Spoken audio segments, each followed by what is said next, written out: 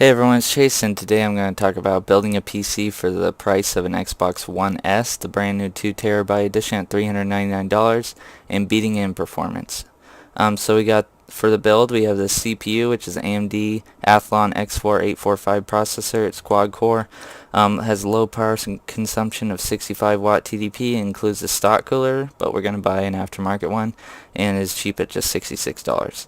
CPU cooler, we're going with the Cooler Master Gemini M4 cooler, which is a sleeve bearing cooler, has a low profile of 2.32 inches high, and is great for compatibility, is 8 to 30 dpa, which is much better than the stock cooler, and is only $37. Then we have the motherboard, which fits the CPU, which is an ASRock FM2 A68M DG3 Plus micro ATX 7.2 Plus motherboard, up to 32 gigabytes of RAM, up to 24 megahertz or 2400 megahertz. Has great reviews and only $45. Then we got the RAM, Team Vulcan 16 gigabyte 2x8 gigabyte sticks of DDR3 1600 megahertz memory. It has a heat spreader. It's only $50 for 16 gigabytes, which is fantastic. Storage is Western Digital 1 terabyte 5400 RPM hard drive. It's from a reputable company of Western Digital. Price per gigabyte is $0.042, and it's only $42.40 total.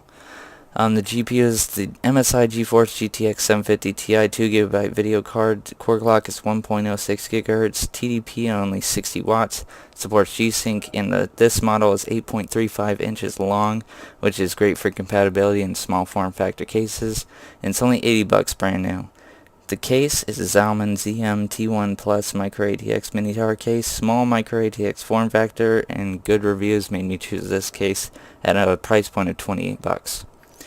Power supply is an EVGA 430 watt 80 plus certified ATX power supply. It's cheap at only $26. It's 430 watts, which is more than enough for this build. The total price of this build would be $374.21 without an OS, and with Windows 10 Pro it was $403, just $3.01 over the new Xbox One S launch edition with 2 terabytes of storage. Now obviously the new Xbox One S has 2 terabytes of storage, which is 1 terabyte over this build, and we did not include an optical drive in our build, which they have on the Xbox. But we did not mention that we do have better graphics processing power, more RAM, better cooling, and more reliable and power efficient power supply. Not to mention the better aim and button responsiveness of keyboard compared to the Xbox One's buttons and thumb pads. And for just $12.99 for an optical drive, an extra $22 to buy a 2 terabyte drive rather than a 1 terabyte drive, there will be no compromises to speak of. The only one compromising would be the Xbox One, with its upgradability path being 0 besides storage. So with the Xbox, you will also have to pay $59.99 a year to play online with your friends and whatnot, which I did not factor into this. You can find all these parts on Newegg, Amazon, PC Part Picker, as well as eBay for cheaper used versions of these parts.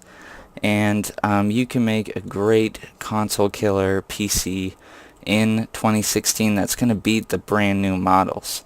And also they're coming out with the Project Scorpio next year, and I'm excited to see the console killer PCs at the same price point as the new Scorpio.